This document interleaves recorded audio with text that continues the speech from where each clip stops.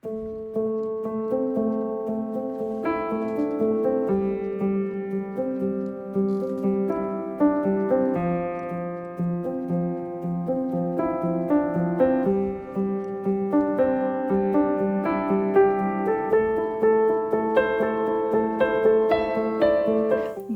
is our 7-year-old little boy. At age 3, he was diagnosed with autism. That's here screaming in the background. World Autism Awareness Day is an initiative that was started by Autism Speaks, which is an organization that was founded in 2005 by Bob and Suzanne Wright after their grandson Christian had been diagnosed.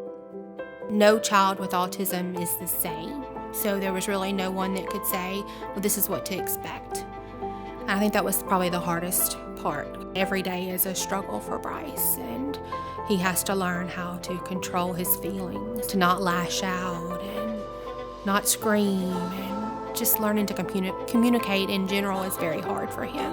He is very sensitive to clothing. We don't do tags. He will pull and pull at a tag and tell me, cut, cut. Now, Bryce is different than what a lot of my friends say, that their kids are sensitive to noises.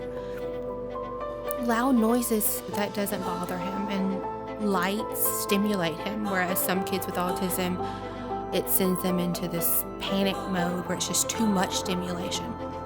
He'll dance. He thinks he's at a disco. So the toughest days are the days where I can't get him out of his spirals, meaning I can't redirect. I can't get him to stop repeating himself. I can't get him to stop screaming or squealing, which is a common sound that he makes. Those are the roughest, because even at your best, mentally you are drained.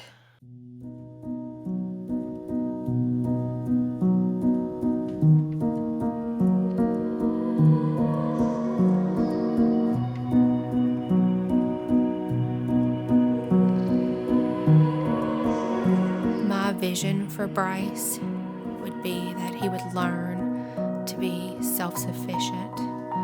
He would learn to potty.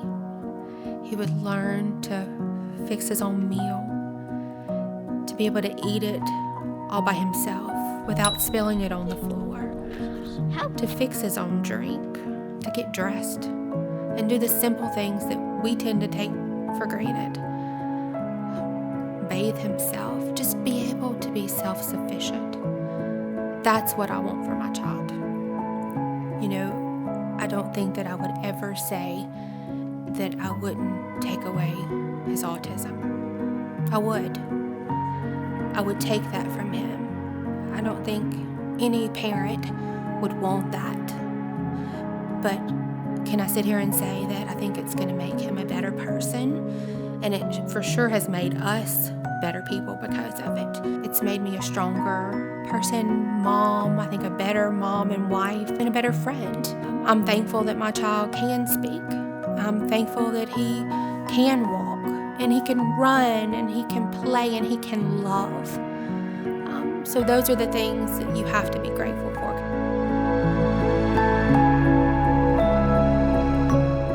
It still gets swept under the rug, and how much families who live in other places may also be struggling with very similar issues, like trying to get their children diagnosed, or pushing for appropriate medical health care, or pushing for appropriate educational services, or trying to get social services so that their family doesn't just completely go broke. And to realize that that is something that doesn't know the boundaries of any geography, whether it's your zip code or your city line or your state line or even your country line.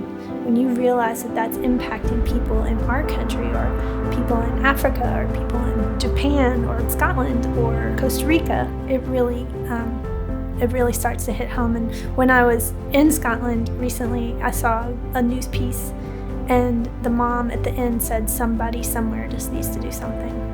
And I think that that's true. And I think that that's a good point for Autism Awareness Month, is it's a good time for everyone to realize that they can do something. that can help the autism community.